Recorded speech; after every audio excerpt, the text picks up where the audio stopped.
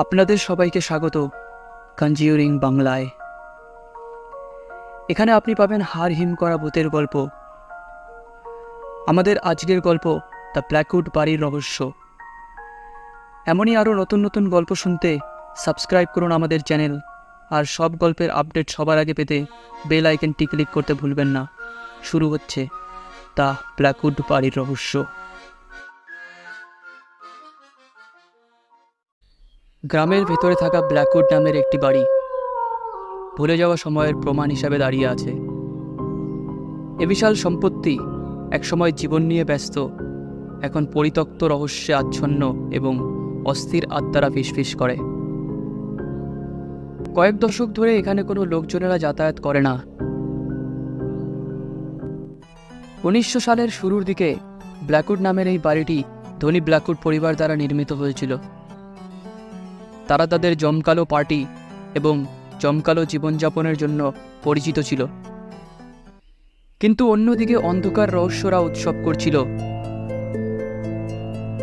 তাদের ছোট মেয়ে এভলিন অতি প্রাকৃতের সাথে একটি অদ্ভুত সংযোগ রয়েছে বলে জানা গেছিল। সে প্রায় ভৌতিক মূর্তি দেখা এবং শব্দ শোনার কথা বলতে থাকত। প্রথমে তার বাবা মা এই সব কিছুকে শিশুসুলভ কল্পনা বলে উড়িয়ে দিয়েছিলেন, কিন্তু হঠাৎ একদিন এভলিন এক ঝড়ের রাতে অদৃশ্য হয়ে গেল। আর সে কখনোই ফিরল না। তার এই অদৃশ্য হয়ে যাওয়া ব্ল্যাকউড পরিবারের পতনের সূচনা করে। পরিবারটি দুর্ভাগ্যের কবলে জর্জরিত হয়ে পড়ে এবং 1 বছরের মধ্যে তারা সবাই রহস্যজনকভাবে মারা যায়।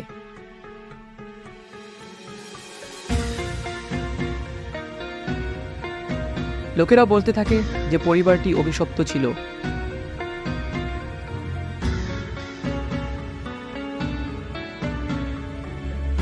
ঠিক তার বহু বছর পরে একদল প্যারানরমাল ইনভেস্টিগেটর সিদ্ধান্ত নিয়েছিল ব্ল্যাকউড বাড়িটি এক্সপ্লোর করে এর পেছনের রহস্য খুঁজে বের করবে।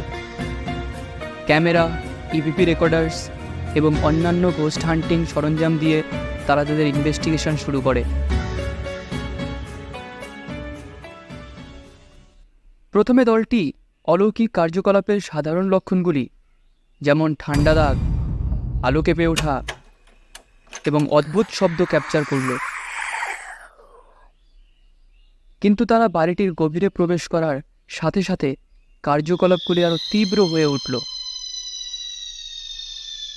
একের পর এক ব্যাখ্যাতীত ঘটনা তারা অনুভব করল। দরজাগুলি নিজেরাই বন্ধ হয়ে গেল, বস্তুগুলি কারণ ছাড়াই সরে গেল এবং হলগুলির মধ্যে দিয়ে বিচ্ছিন্ন কণ্ঠস্বর তারা শুনতে পেল।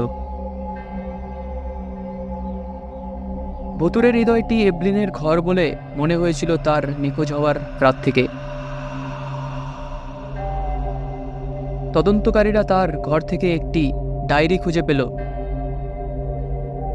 এভলিন যে আত্মা দেখতে পেত এবং অন্ধকার উপস্থিতি যা তাকে যন্ত্রণা দিয়েছিল সে সম্পর্কে ডায়েরিতে লেখা।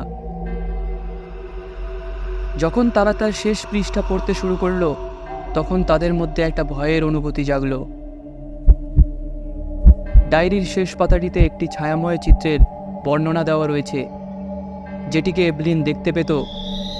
ঘুমের মধ্যে প্রতি রাতে তার ঘাড়ে নিঃশ্বাস অনুভব করত। এভলিনের ঘরে থাকাকালীন তদন্তকারীরা হঠাৎ দরজায় একটি ছায়াময় চিত্র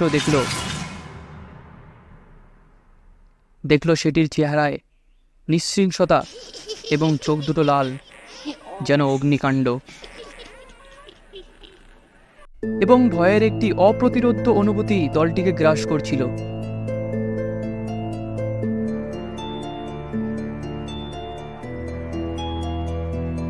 তারা সেখান থেকে চলে যাওয়ার সিদ্ধান্ত নেয়। যখন তারা বেরিয়ে যাওয়ার চেষ্টা করে, ঠিক সেই সময় ঘরের দরজা জানালা সব বন্ধ হয়ে যায়। ছায়ামূর্তিটি আরও হিংস্র হয়ে ওঠে আর সবার মধ্যে আতঙ্ক ছড়িয়ে পড়ে। তাদের মধ্যে একজনকে একটি দেয়ালে ছুঁড়ে মারে সেই ছায়ামূর্তি। সে চিৎকার করে মাটিতে পড়ে। অন্য একজন অনুভব করে যেন একটি বরফের হাত তার কাঁধে আঁকড়ে ধরেছে।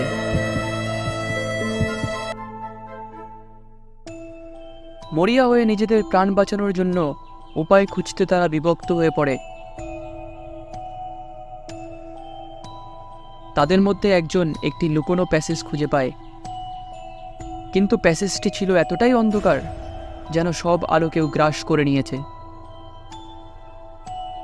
যেই সেদিকে সবাই যাওয়ার চেষ্টা করল, সেই ছায়ামূর্তিটি আবার দেখা দিল, তাদের পথ আটকে দিল। উপায় না পেয়ে সাহস করে একজন মূর্তিটিকে তাদের ছেড়ে দেওয়ার অনুরোধ করল।